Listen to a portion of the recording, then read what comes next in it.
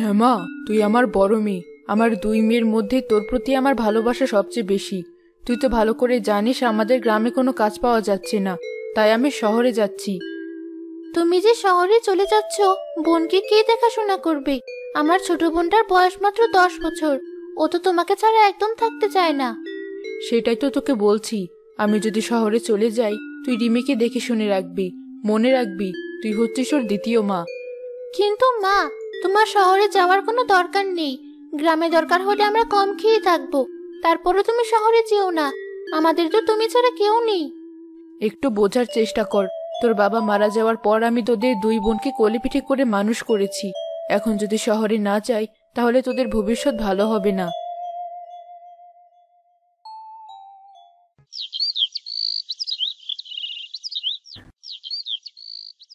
রিমি, লক্ষ্মী বোন আমার, মা যতদিন শহরে কাজ করবে ততদিন আমি তোকে দেখে রাখবো। মা, আমি তোমাকে ছাড়া থাকবো না। রিমি, লক্ষ্মী বোন আমার, মা যতদিন শহরে কাজ করবে ততদিন আমি তোকে দেখে রাখবো। তুই আমার কাছেই থাকবি। তুমি সত্যি বলছো? ঠিক আছে, তুমি আর আমি মিলে সারাদিন পুতুল খেলবো। বাহ, এবার আমি নিশ্চিন্তে শহরে কাজে যেতে পারবো। আমার আর কোনো দুশ্চিন্তা নেই। আমার দুই লক্ষ্মী মেয়ে বাড়িতে থাকবে।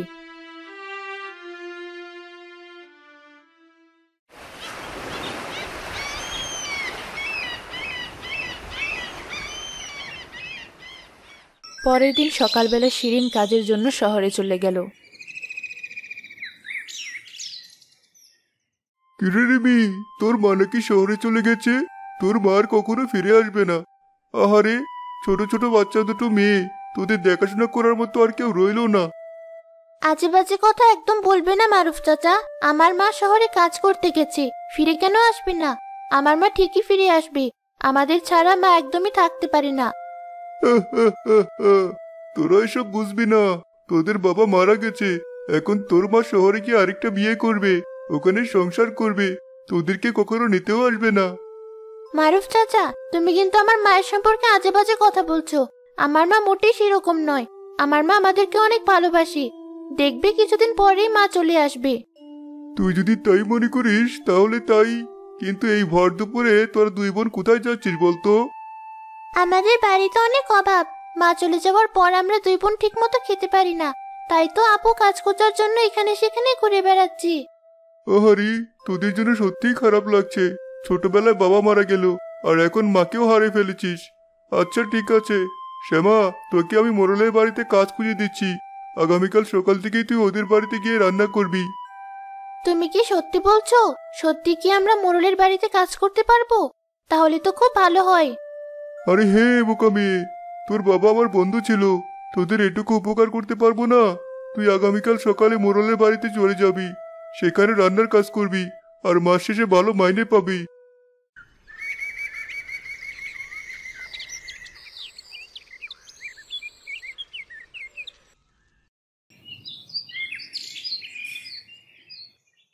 কি ব্যাপার মারুফ ভাই, এই সাত সকালে হঠাৎ করে তুমি আমার বাড়ি, আর সাথে করে কাকে নিয়ে এসেছো? আর বলো না ভাবি, ও অনেক দুঃখী মেয়ে, ছোটবেলায় বাবাকে হারিয়েছে।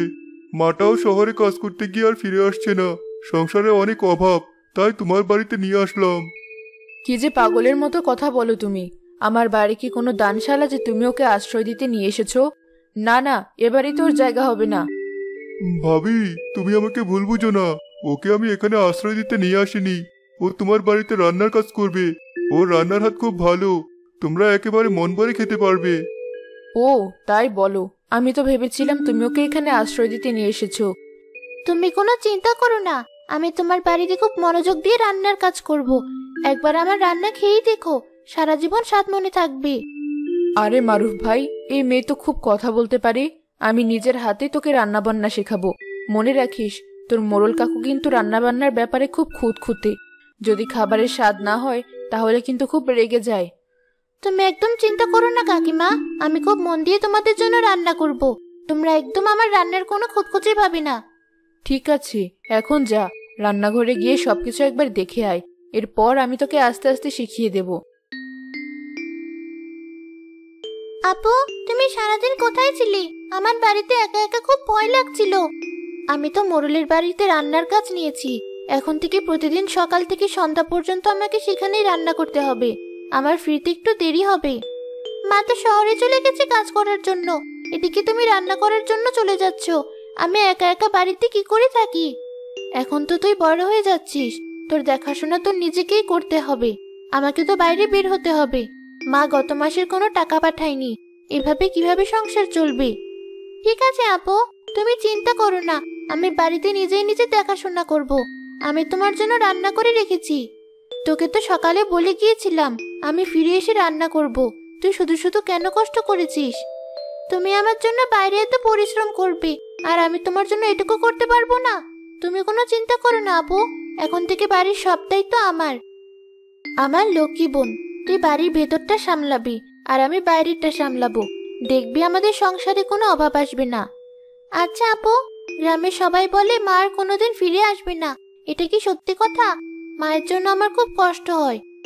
আরে ধুর, মায়ের কথা তুই একদম ভাবিস না। মা কাজ পেলে গ্রামে ফিরে আসবে আর আমাদের সাথেই থাকবে। এখন যা তো, আমার জন্য একটু খাবারের ব্যবস্থা কর। সারাদিন পেটে দানা পানি পড়েনি। তুমি গোসল করে এসো আপু, আমি তোমার জন্য খাবার বাড়ছি।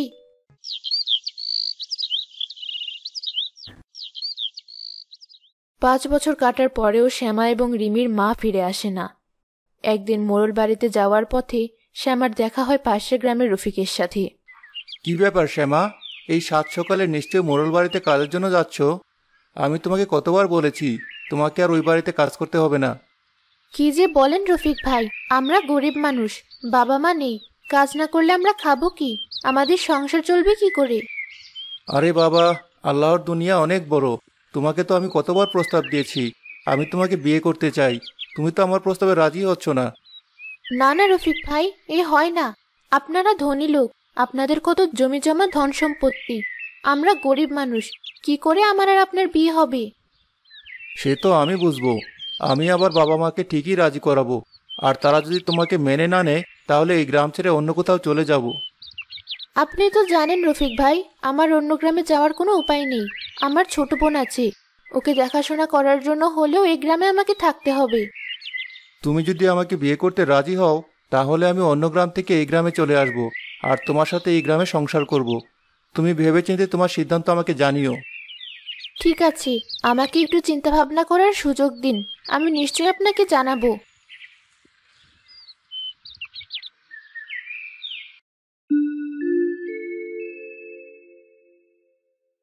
কি রে, তোর কি হয়েছে?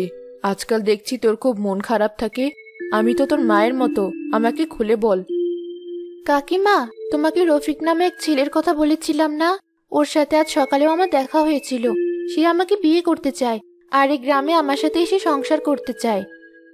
আরে বাহ, এ তো খুব ভালো খবর। তোর মতো মেয়েকে যে ওই ছেলে বিয়ে করতে রাজি হয়েছে, এটাই তো অনেক।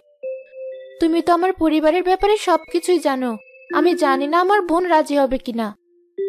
শোন শ্যামা, আমি তোকে স্পষ্ট করে একটা কথা বলে দেই, তোর বোন কিন্তু খুব স্বার্থপর। সময় থাকতে তুই তোর নিজের কথা চিন্তা কর, বোনের জন্য নিজের জীবনটা নষ্ট করিস না। এভাবে বলো না কাকিমা, তুমি তো জানো মা চলে যাওয়ার আগে বোনের দায়িত্ব আমাকে দিয়ে গিয়েছিল। বলেছিল আমি যেন বোনকে দেখে শুনে রাখি। এখন আমি কি করে স্বার্থপরের মতো ওকে ছেড়ে যাব? তোকে রফিক তো বলেছে, তুই যদি চাস তাহলে সে তোর সাথে গ্রামে বাস করবে, তাহলে তুই বিয়েতে রাজি হয়ে যা। আমি বাড়িতে গিয়ে একবার রিমির সাথে কথা বলি, তারপর না হয় বিয়েতে রাজি হওয়ার ব্যাপারটা ভাববো। তুমি আমার বিয়ে ঠিক না করে কি করে নিজেই বিয়ে করে নিচ্ছ? আমারও তো একটা ভবিষ্যৎ আছে। তোমার যদি বিয়ে হয়ে যায় তাহলে আমাকে কি দেখবে? রিমি, বিয়ে করার মোটেও আমার কোনো ইচ্ছে নেই, কিন্তু আমার বয়স বাড়ছে, গ্রামের লোকেরা আমাকে নিয়ে নানা রকম কথা বলে, তাই তো বাধ্য হয়ে আমাকে বিয়ে করতে হচ্ছে। আমি এক শর্তে তোমার বিয়েতে রাজি আছি। তুমি তোমার স্বামীকে বলবে যেন সে ওর গ্রাম ছেড়ে এখানে চিরদিনের মতো চলে আসে। আমরা তিনজন সবসময় একসাথেই থাকবো। কোনো চিন্তা করিস না, আমি তোকে বাড়িতে একা ফেলে কিছুতেই শ্বশুর বাড়িতে চলে যাব না। আগামী সপ্তাহে আমি আমার বিয়ের দিন ঠিক করছি।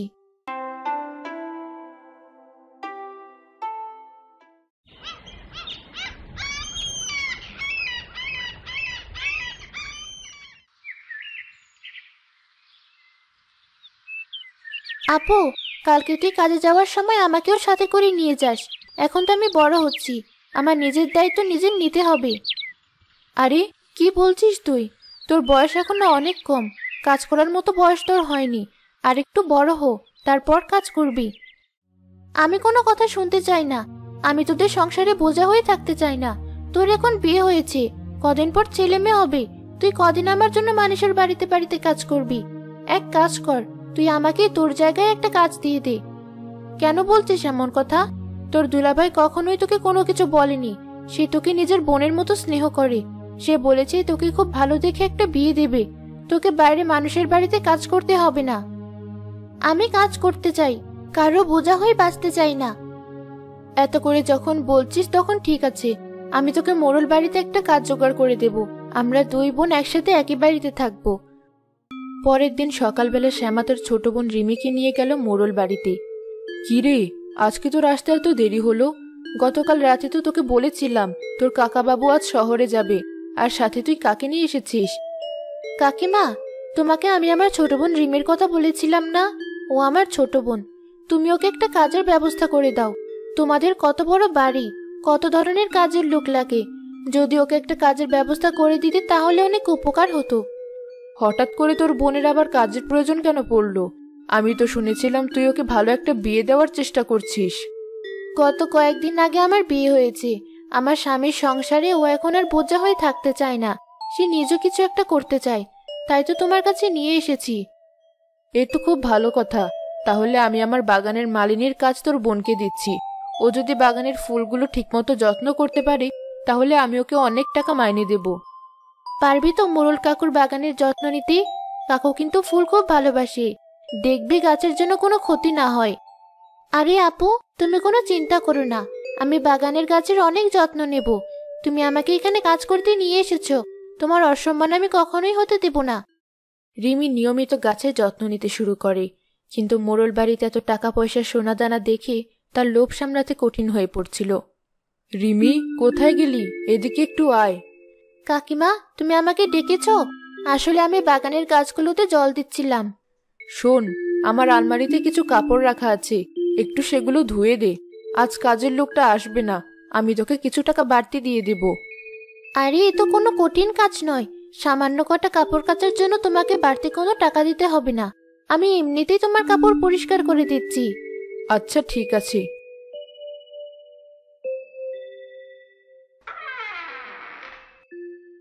ওরা কত বড় লোক, ওদের আলমারিতে কত টাকা পয়সা ছড়ানো ছিটানো আছে। আমি এখান থেকে কিছু টাকা সরিয়ে ফেলি। এখানে তো কাউকে দেখতেও পাচ্ছি না, কেউ জানতেও পারবে না যে আমি টাকা চুরি করেছি। ছি ছি, আমি তোকে কত আশা করে এখানে কাজ করতে নিয়ে আসলাম, আর তুই কিনা এসে চুরি করছিস? লজ্জায় আমার মাথা কাটা যাচ্ছে। একবার যদি মোড়লের বউ জানতে পারে তুই আলমারি থেকে টাকা সরাচ্ছিস, তাহলে তোর আর আমার দুজনের কাজ চলে যাবে। আপু বিশ্বাস করো, আমি টাকাগুলো দেখে কিছুতেই নিজের লোভ সামলাতে পারিনি, তাই নিয়ে নিয়েছি। এই দেখো, আমি টাকাগুলো এখানে রেখে চলে যাচ্ছি। তুমি আমাকে ক্ষমা করে দাও আপু। এই ঘটনা কাউকে আমি বলবো না, আর সম্পূর্ণভাবে ভুলে যাব। কিন্তু তুই আমাকে কথা দে, আর কখনো এরকম কাজ করবি না। একদিন খেতে বসে মোড়ল সাহেব হঠাৎ করে প্রচুর রেগে গেলেন। কি ব্যাপার, তরকারিতে এত লবণ কেন হয়েছে? বেশ কয়েকদিন ধরে দেখছি শ্যামা রান্না বান্নার কাজে একদম মনোযোগ দেয় না। তুমি রেগে যেও না, আমি ওকে এখনই এখানে আসতে বলছি।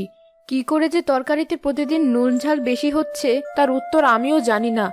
শ্যামা, কোথায় গেলি তুই? এদিকে আয়। কি ব্যাপার কাকিমা, তুমি কি আমাকে ডাকছিলে? কিছু হয়েছে? কাকিমা নয়, আমি তোকে ডেকে পাঠিয়েছি।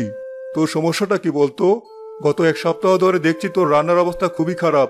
তোর মনটা কোথায় থাকে? কেন কাকু, কি হয়েছে? আমি তো আজ সবকিছু ঠিকঠাক করেই রান্না করেছি।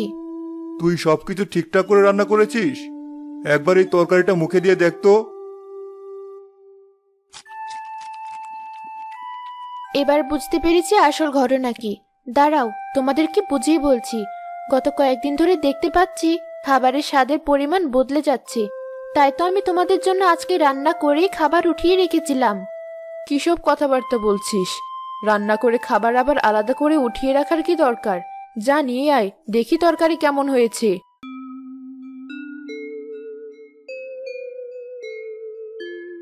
কাকু, এই যে তোমার প্রিয় কাতল মাছের তরকারি, আমি আজ উঠিয়ে রেখেছিলাম।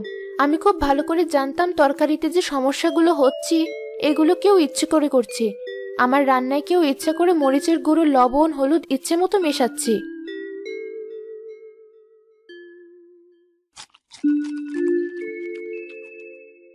এই তো, কাতল মাছের স্বাদ একদম ঠিক আছে, খেতে কোনো অসুবিধাই হচ্ছে না। তাহলে এই কাতল মাছে এত লবণ কোথা থেকে এলো? আগে আমার ছোট বোন রিমিকে এখানে একটু ডেকে নেই। রিমি, কোথায় গেলি তুই? এদিকে একটু শুনে যা। আমাকে ডাকছিস কেন? আমি তো বাগানের ফুল গাছে পানি দিচ্ছিলাম। কি বলবি বল। সময় থাকতে সব সত্যিটা স্বীকার কর। কি করে তুই প্রতিদিন খাবারগুলো নষ্ট করেছিস, খাওয়ার অনুপযুক্ত করেছিস, সবার সামনে সেটা স্বীকার কর। এসব কি হচ্ছে? আমি তো কিছুই বুঝতে পারছি না।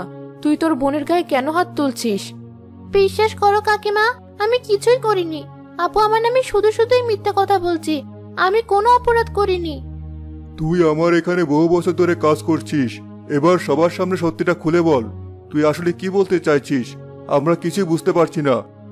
বোনটাকে কত কষ্ট করে মানুষ করলাম, আর সে কিনা আজকে আমাকে বিপদে ফেলার জন্য খাবারে লবণ, ঝাল এগুলো মেশাচ্ছি, যেন আমি বাড়ি ছেড়ে চলে যাই, ওর পথের কাঁটা একেবারে দূর হয়ে যায়। এসব তুই কি বলছিস? কয়েকদিন আগে তুমি কাপড় পরিষ্কার করতে রিমিকে বলেছিলে। রিমি তোমার আলমারি থেকে তখন অনেকগুলো টাকা সরাতে চেয়েছিল। আমি তো দেখে ফেলেছিলাম। আমি যদি এই বাড়িতে থাকি তাহলে সে কোনো সুবিধা করতে পারবে না, টাকা পয়সা চুরি করতে পারবে না। তাই তো সে চুরি করার লোভে এই ধরনের একটা অপরাধ করেছে, আমার রান্না নষ্ট করেছে। আপু, আমি অনেক বড় ভুল করে ফেলেছি। আমি কখনো আর এরকম কাজ করব না। এবারের মতো তুই আমাকে ক্ষমা করে দে। ছি ছি, নিজের বোনকে বিপদে ফেলার জন্য তুই খাবার নষ্ট করেছিলি? যা, তুই এখনই আমার বাড়ি থেকে বের হয়ে যা, না হলে গ্রামের লোকজন ডেকে তোকে আমি পুলিশে ধরিয়ে দেব। মোড়ল মশাই, শুধু ও কেন, আমিও বাড়ি থেকে বের হয়ে যাচ্ছি। না না মা, তুই কেন বের হয়ে যাবি? তুই তো একজন চতুর রাঁধুনি, যে চতুরতার সাথে আমার এত বড় বিপদ পাড়ি দিলি। যদি তুই তোর বোনকে এভাবে না ধরে ফেলতি তাহলে ও আমার বাড়ি থেকে অনেক টাকা চুরি করত। তুই আমার এখানে সারা জীবন কাজ করবি, কোনো সমস্যা নেই। তোর মতো এরকম চতুর রাঁধুনি পাওয়া ভাগ্যের ব্যাপার।